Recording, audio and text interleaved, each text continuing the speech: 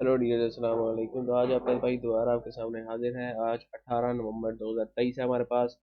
तो काफ़ी दिनों से, मतलब 2-3 दिन से मैं वीडियो इसलिए नहीं बना रहा था कि मैं चाह रहा था कि मार्केट में कोई करेक्शन देखने को मिले, थोड़ा बहुत मार्केट सीधी पतरी हो तो आपको फिर बताएं कि हम क्या मार्केट का रुख देख सकते हैं। अच्छा, ये जो फीपी लिपि मैं आपसे डिस्कस करना चाह रहा था कि ये अगर हम फीपी लिपि देखें पिछले कोई 6-7 दिनों का या 5-6 दिनों का, तो ये 8 तारीख को हमें फीपीलीपी अगर देखें तो हमारे पास ये दिख रहा है कि फॉरेन कॉरपोरेट्स ने सेलिंग की है।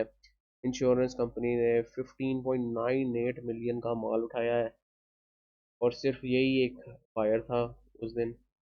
इसके बाद हमने देखा कि फॉरेन कॉरपोरेट्स ने दोबारा माल उठाया 1.3 मिलियन का। फॉरेन कॉरपोरेट्स ने हल्की सी सेलिंग की, जीरो पॉइंट फॉरेन कॉरपोरेट्स ने दोबारा माल उठाया 2.41 मिलियन का। फिर फॉरेन कॉरपोरेट्स ने अगले दिन दोबारा माल उठाया 3.19 मिलियन का 15 तारीख को। फिर फॉरेन कॉरपोरेट ने दोबारा माल उठाया 1.63 मिलियन का 16 तारीख को। फिर फॉरेन कॉरपोरेट ने 17 तारीख को, मतलब फ्राइडे को, दोबारा माल उठाया 1.16 मिलियन का। तो सोचने की चीज़ ये है कि फॉरेन कॉरपोरेट्स के पास कौन सी ऐसी ताकत है या कौन सी ऐसी इंफॉर्मेशन है जो वो के तहत ये माल उठाई जा रहे हैं। और हालांकि मार्केट इतनी ओवर रेटेड है, ओवर वैल्यूड है, मतलब आरएसआई को देखें कहाँ पे पहुंचा हुआ है, फॉरेन कॉर्पोरेट्स फिर भी माल उठा रहे हैं, तो उनके पास कोई ऐसी क्या न्यूज़ है। तो एक ये चीज़ सोचने वाली है। किसी को भी आंसर इसका पता हो तो मुझे कमेंट्स में बताए। दूसरी चीज़ अगर हम देखें तो पिछले में जितना भी सौदा हुआ है तो इसमें हमारे पास तकरीबन मार्केट ने 333 पॉइंट्स लूज किए हैं। अगर सीमेंट सेक्टर में देखें तो हमारे पास सबसे ज़्यादा माल बेचा है इंश्योरेंस कंपनीज ने और बैंक्स ने, और पीपीज ने माल उठाया है। इसके अलावा ब्रोकर प्रॉपर्टी प्रोपराइटरी ट्रेडिंग ने भी माल उठाया है और कंपनी से भी माल उठाया है। इसी तरह बाकी भी हम कमर्शियल बैंक वगैरह में भी देख सकते हैं। मेन मुद्दे की चीज़ ये है कि हम अगर यहाँ पे देखें तो हमें एक रिजेक्शन जोन, मैंने आपको मार्क किया था, वो एक देखने को मिला था। ये एक रिजेक्शन जोन मैंने बताया था, मैंने कहा था साइडवेज मार्केट जा सकती है इस जोन में। ठीक है, अब उस मार्केट ने उस जोन को ब्रेकआउट दिया। मतलब कि ये कैंडल है हमारी फ्राइडे की और ये कैंडल है हमारी फ्राइडे से पहले एक दिन की।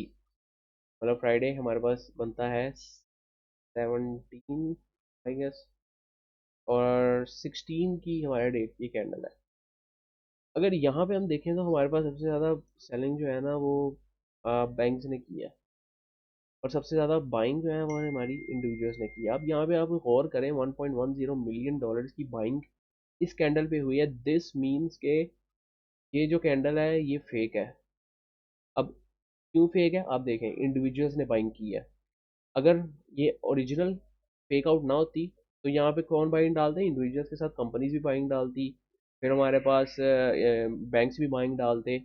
लेकिन ये सिर्फ एक इंडिविजुअल्स ने बाइंग किया, और उनकी आप साइकोलॉजी समझिए ज़रा कि इतना लंबा पुश देख के इंडिविजुअल्स परेशान हो गए और आखिरी टाइम पे अपनी जो चिराग थमते हुए एक दफ़ा फड़फड़ाता नहीं है, ये वो सीन है कि आखिरी टाइम पे उन्होंने अपनी बाइंग डाल दी इधर, जो कि मेरे हिसाब से एक गलत मूव था। अब उसी के आगे दिन फ्राइडे की मार्केट को देखें तो फ्राइडे की मार्केट को इंडिविजुअल्स ने और बाकी फॉरेन कॉर्पोरेट्स ने बहुत पुश करने की कोशिश की, लेकिन ये एक रिजेक्शन जोन हमें देखने को मिला, मतलब इसके करीब करीब। तो यहाँ से हमें दोबारा रिजेक्शन देखने को मिली और हमें अब ये मार्केट थोड़ी सी, हमें रिजेक्शन और थोड़ी सी करेक्शन देखने को इस मार्केट में मिल सकती है। ये एक पते की बात बता रहा हूँ। अगर यहाँ पे वॉल्यूम्स देखें तो वॉल्यूम्स एवरेज से बहुत तगड़े वॉल्यूम्स लगे हैं। अगर यहाँ पे हम कंपेयर करें इस कैंडल के वॉल्यूम को जिसके बाद हमारे पास एक तगड़ा अपफ्लो आया, और इस कैंडल के वॉल्यूम को जिसके बाद हमारे पास तगड़ा अपफ्लो आया, तो इसमें और इस रेड कैंडल के वॉल्यूम्स को देखें तकरीबन सेम है। तो यहाँ पे हमारे पास एक डाउन ट्रेंड बनता दिख रहा है। अगर इसको मैं आपको थोड़ा सा और एक्सप्लेन करूँ तो अगर हम आर्ली चार्ट पे जाएं तो उसी तरह हमें इसमें जोन्स मिल रहे हैं। हमारे पास एक ट्रेंड लाइन मिल रही है, वही मैंने जो जोन्स मार्क किए हैं वो मिल रहे हैं।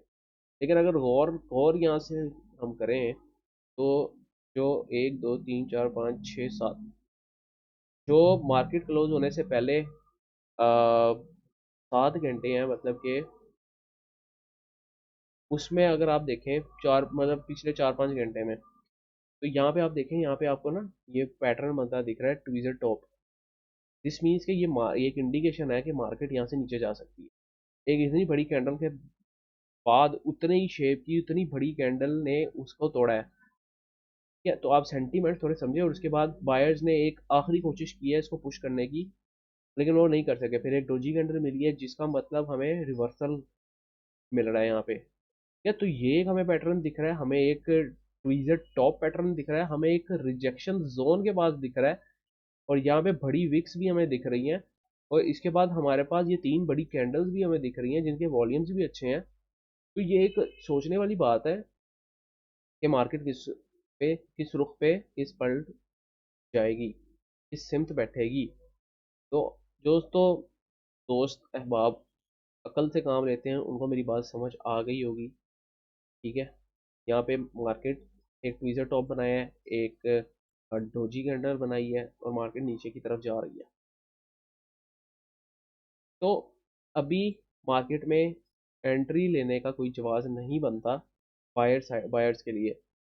जिन्होंने माल उठाया हुआ है वो बेचे। ठीक है, और यहाँ पे at least on a safe side अपना आधा माल बेचे। ठीक है, ताकि अगर यहाँ पे थोड़ी हमें रिजेक्शन और करेक्शन भी देखने को मिली, और यहाँ से सपोर्ट ली मार्केट ने और ऊपर फ्लो करती गई, तो हमें एक प्रॉपर प्रॉफिट तो हो ही गया होगा, एटलीस्ट सम पोर्शन।